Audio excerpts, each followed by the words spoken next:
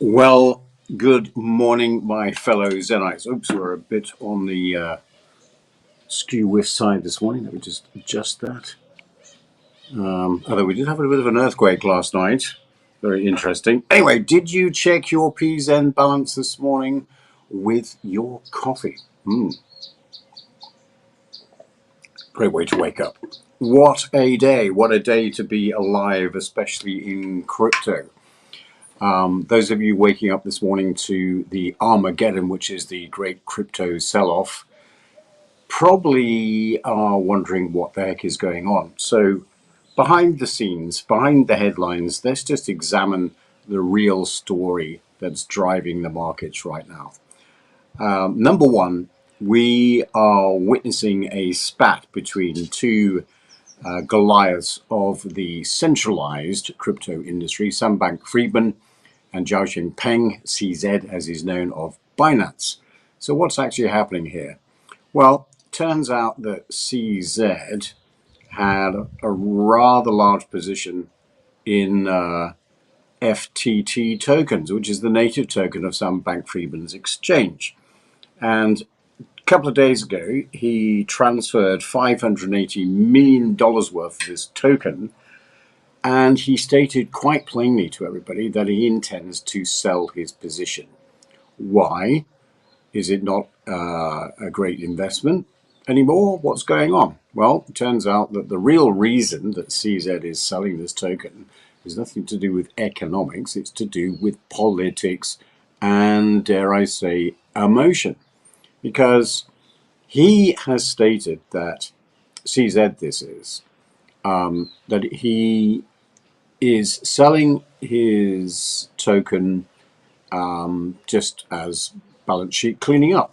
But then in a tweet, he mentioned that he also doesn't like the idea that someone is trying to push an agenda forward that is against the crypto industry, which isn't quite true. But what is true is that Sam Bankman-Fried, on public record, he is one of the largest donators of funds for the for the midterm elections coming up in a few days' time.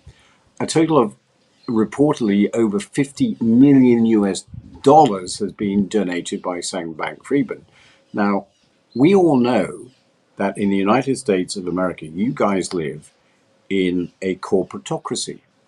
You are being controlled by special interest groups, lobbyists. You don't have a democracy. You live in a corporatocracy, whatever you want to pronounce that word. He who has the most money has the loudest voice, and that's very dangerous. So the other thing that's driving the market down is the reported case where the SEC proved, or said they proved, that Library was a unregistered security and they broke the law by selling this token. And of course, all the headlines are jumping in and saying, well, that means that Ripple will lose its case, and if Ripple's going to lose its case, why is Ethereum not designated as a security? Well, our take over here is that Library was a specific case. Ripple is a specific case. And the Howey test still applies to all the rest of us in DeFi. And this is a very important distinction. The Howey test is what the SEC uses to determine whether a token is a security or not. And one of the biggest things about the differentiation is that, is the project finished? Is the project being worked on? Is there a case where people will benefit from the work of others? And if the token is a finished project, and if it's on a decentralized network, then, you kind of fail the Howey test. And the Howey test is something you want to fail. You don't want to pass the Howey test, because if you pass the Howey test, then pretty much you are a security. So you need to fail the Howey test, and you can fail on one of the criteria only. You have to meet all the criteria to be a security. If you fail one of them, then you are not a security. Please do your own research. Go and look for the Howey test and the interpretation that the SEC will use when examining whether a token is a security or not. That's the most important thing. The other important thing to understand is that why did you get into crypto in the first place? And in particular, decentralized finance, with regard to the fact that you can hold crypto, but if you hold it on a centralized exchange, you're exposing yourself to a world of risk. Decentralized finance is the way of the future. This is where all the trillions of dollars will eventually end up. Why? Because we are all sitting in a rotten system. We're sitting in a system, I've already described it to you, the corporatocracy, where the rich get richer and the poor get poorer. I keep saying this over and over again. There is no scarcity of wealth. What we need is a better redistribution system. That's why PulseChain was created. And it's out there. It's code that sits on the blockchain, which you can choose to interact with or not at your leisure and at your discretion. The whole point of it is, what does it actually do? Yes, of course, we want to all become wealthy from our crypto, right? We all want to achieve that aim. That's why we're in it in the first place. For those people who say they're in it for the tech, well, you're living in la la land. So that's your view, and that's fine. For the rest of us, I think we just want to be wealthy. So don't forget the underlying reasons why you took the effort to do your research, and in particular, why you ended up taking the opportunity that is PulseChain. PulseChain cannot be interfered with by anyone. It is code. This is the promise of decentralized finance. It is immutable. It cannot be taken away from you. Please understand this. The code runs forever. The blockchain runs forever. From this point on ad infinitum, barring any nuclear wars. I mean, nobody knows what's going to happen in the next 10, 15 years. Nobody can predict what's going to happen tomorrow. But basically, the code cannot change, specifically for PulseChain. It does exactly what it says on the tin. You take the opportunity that is PulseChain, you hold it in your wallet, and the code that you interacted with decides to redistribute the wealth amongst all the other PulseChain holders. It's as simple as that. It is the most equitable way of redistributing wealth, which is never going to be available in the traditional finance world, which is why this revolution has nowhere to go but up. Regardless of the frailties of markets, whether the price goes up or down, in PulseChain specifically, your token balance always goes up. Once people understand the real math behind the protocol, as I keep saying, we're going to reach a tipping point very quickly in PulseChain. We don't know when it's going to happen. We don't know. Of course, with all the maximum FUD that's going on right now in the crypto market, people are getting very scared. And this is the other thing. When you are looking after your finances, you need to engage your logic brain. Unfortunately for most people, they don't. The emotional brain takes over as far as investment is concerned, and that's why most people end up not making any money. You have to really look at, why did you get into this in the first place? Is that still true? Is it still valid? And if it is, then don't listen to other people. Don't get fudded out by other people. Somebody created a great little graphic, not a graphic, but a movie the other day for PulseChain, with a guy sort of like looking excitedly at his phone in the middle of a crossing, and he gets run over by the dinosaurs. And this is the whole point.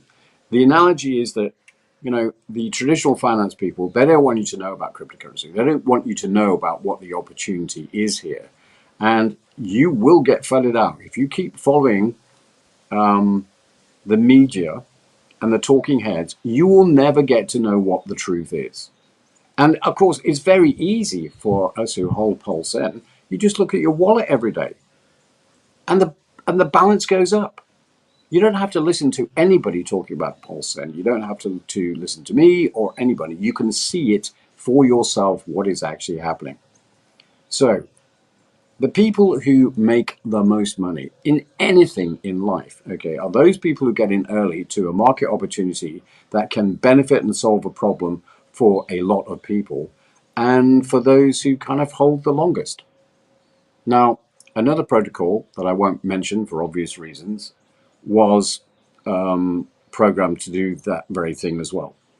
You hold, you don't sell, right? But the problem with it is that most protocols that offer you the idea of rewards or interest, they require you to lock it up. They need you to lock it up for a certain amount of time, or staking. Now, for me, I think that's fine for some people, and I think that's a great idea for some people. But for other people, that might not be such a great idea. And you are forever locked out of getting into that protocol because of that very reason. So one of the benefits of PulseChain is that you get compounding rewards, not every month, not every week, but after every single transaction. And the greatest thing is there is no lockup. There is no staking. If something happens, God forbid, where you really need that money, but on that point, I should tell you, any money that you're using for future financial growth should be money that you are willing to lose entirely, because it's all not written in stone what will happen. Nobody knows what is going to happen. Look at Luna. Look at what's happening to FTT today. Nobody could have predicted that was going to happen, right? But the one thing about DeFi, the code for PulseChain can never change. It will always do what it says on the tin. That is the huge advantage of decentralized finance.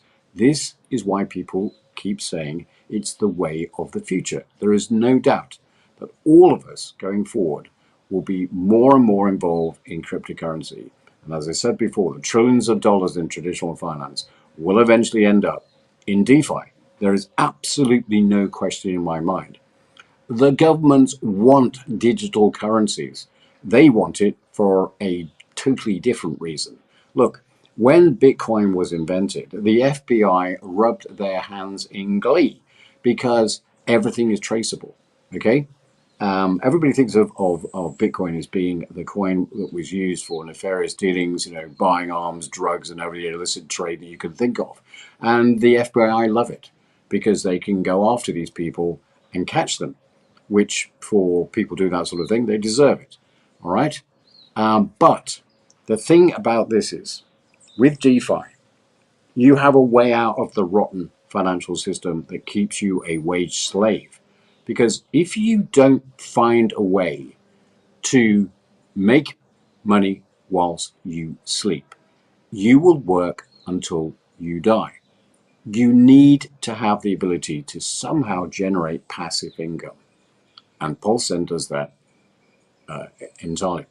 In the next broadcast, as well as doing the Pulsinator draw, which of course we cancelled last week, we will be running that this Saturday. And because of the cancellation, that should never really happen, of course, it will be a mega Pulsinator draw for this Saturday. So if you haven't registered already, go ahead. And it's open to everybody. We decided to open up to people who don't even actually own PulseChain at the moment. Why not? Let's try and get some excitement going. However, I digress. Let's go back to the headline. Is it all over for crypto? If you see the headlines this morning, if you see the markets this morning, you might be emotionally triggered to sell all your holdings. And all I can tell you is, don't do it. This is not financial advice. This is just generally the idea that, emotions take control. where really logic should prevail. And that's all I can say to you. Just remember the reasons you got into DeFi in the first place and just have faith, because moving into a new paradigm, a new economy, takes a leap of faith. It really does. But you have to remember that we are so early in this game. You are at the very beginning. You hold the Genesis wallets, and all you have to do is have faith. So, I think that's enough for today. Just a brief recap then. The markets are extremely volatile. PulseChain is not immune to this volatility, but the great thing is that for PulseChain holders, your wallet balance goes up every single day, regardless of whether the price goes lower or higher. The markets have been spooked by the spat between the two giants in the centralized crypto world, Sam Bankman-Fried and Zhao Ping. I'm going to call him CZ, although there's only one CZ, and that's me. That has spooked the markets totally. And of course, don't forget, the majority of institutional money that is in crypto, they don't understand crypto. So it's no wonder they just follow the markets, okay, up and down. They follow the emotional. Although they shouldn't, because they're supposed to be traders making money for their clients. Anyway, thank you very much for watching at this ungodly hour. I'm extremely happy today. We had mega rainfall last night. I think I've got enough water now to last us for the next 6 months, which will see me through my sojourn here down in the Caribbean. And yeah, so for me, things are looking extremely bright. The only way is up. Slam Jivar.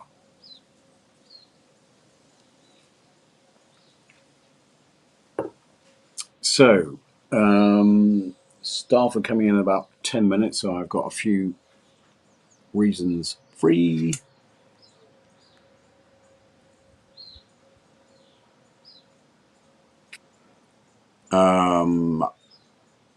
X-Money Face, good morning to you. And thank you very much for trying to shill a piece of junk, but good luck to you. Somebody says, Generex, hey, sending love from Africa, and back to you. Much love for Africa. I have spent some time in Johannesburg and the surrounding areas. It is a beautiful country. It certainly is. Even as you walk off the airplane, the air smells different in Africa. And it's just, the vastness hits you as soon as you look at the vista. And yeah, it is a beautiful, beautiful country. There's no doubt about that. Anybody want to ask any questions? I'm around for about 2 minutes. Let's see who else is on here now. Don't expect anybody to pitch up at 7 o'clock in the morning. And Jackra has joined in, and he says, Jackra, the only way is up. Absolutely. That's what we think anyway. Certainly for the general crypto world in the future, it cannot be stopped. The juggernaut is on the way. There's no doubt about that.